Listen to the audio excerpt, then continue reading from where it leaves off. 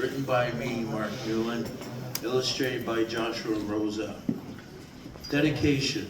This book is dedicated to my great God and Savior, Jesus Christ, to Mikhail and Jim Flute for editing, which I'm grateful for your help in piecing this together, to Josh Rosa for making the story come to life through his illustrations, to Melissa Westlake for inspiring me to write this story, to my 3 children, Deborah, Dwayne, and Faith Ed, for listening to the video that the story came from originally, to the Zumalee Posse for encouraging me to write the story from pen to paper, to my best friend Ellen Walker for your continued support and encouragement, to all my friends and family for your continued support and prayers, as well as special thank you to all those who contributed money to make this book a reality instead of a pipe dream, to the underdog who's marginalized and treated as a second-class citizen.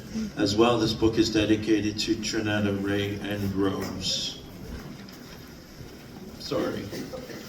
I'm trying to hold this. Once there lived a dragon whose name was Cedric.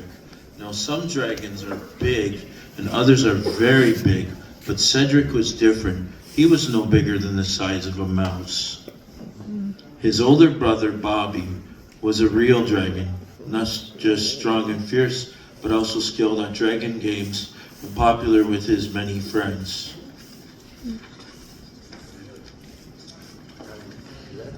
But Cedric was different. He couldn't fly, he couldn't shoot fire out of his mouth, and he was so small. Cedric was always friendly and did his best to keep up with the other dragons, but the truth was that he didn't make a good playmate. He couldn't fly, he couldn't shoot fire out of his mouth, and he was so small, nobody wanted to be his friend. One day, while walking down a path far from where the other dragons played, Cedric noticed a lion cub that looked lost and scared. Even though the cub was much bigger than him, Cedric wanted to be a friend. He walked up to the lion cub and introduced himself. The frightened creature slowly calmed down. The tiny dragon and the cub, whose name was Thomas, sat down together. As they spoke, Thomas asked Cedric what he was doing so far from the other dragons. Cedric explained, "I can't fly, I can't shoot fire out of my mouth, and I'm so small. None of the other dragons want to play with me."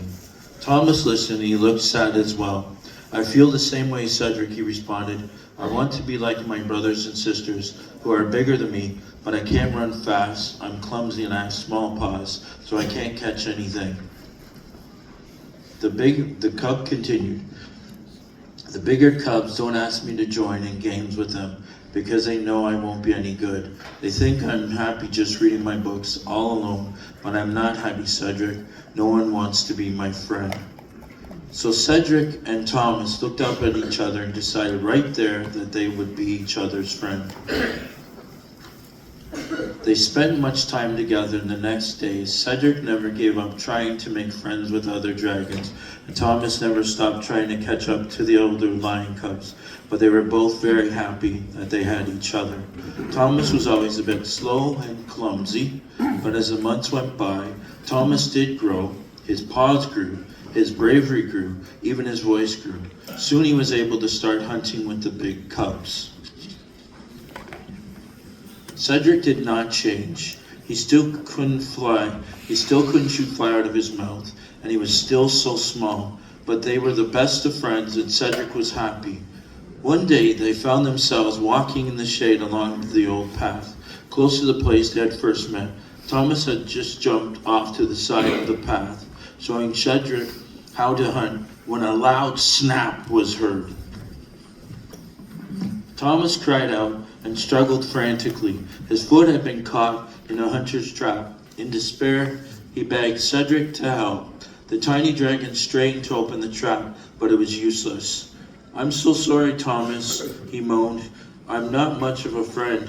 After all, I can't help you. I can't fly, I can't chew fire out of my mouth, and I'm so small." Hopeless, they fell down together and cried.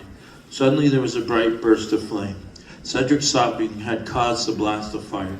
The crying stopped, but Cedric tried again. Another blast.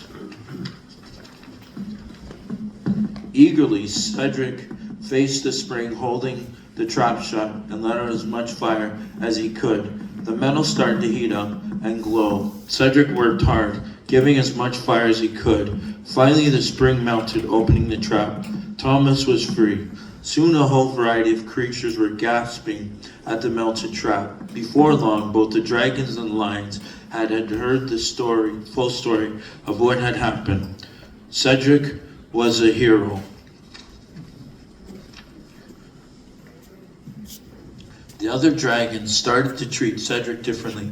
He had been easy to miss before, but now everyone knew that he was more than he seemed. The older lion cubs started to treat Thomas differently as well. A lion had never befriended a dragon before. Cedric was still no bigger than a mouse, but it was clear now that he was indeed a real dragon. And so, because of the unlikely friendship of Thomas and Cedric, lions and dragons are friends to this day.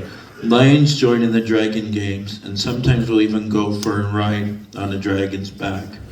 Sometimes you too may feel small, and you might feel hopeless. The Bible tells a story of a young boy named David who had 7 brothers who were all older, stronger, more important than he was. But David had a heart that loved God, and God did great things through him. With God's strength in him, David made unlikely friendships, defeated a giant, and led armies to victory. Even though he had been the smallest and least important of his brothers, he was made the king of his nation of Israel. That's how God works. He uses those who are weak and timid and lost.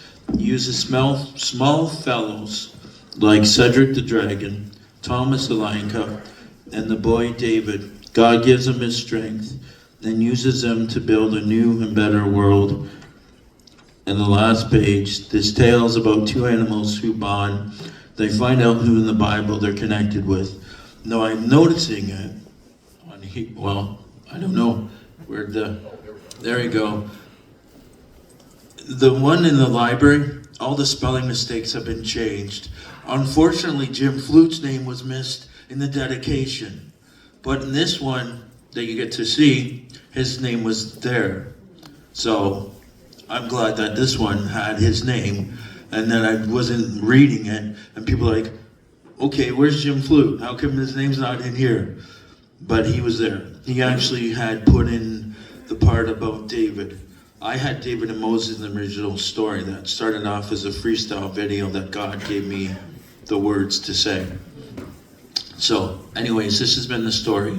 I hope you've enjoyed. Thanks for your attention, and God bless you.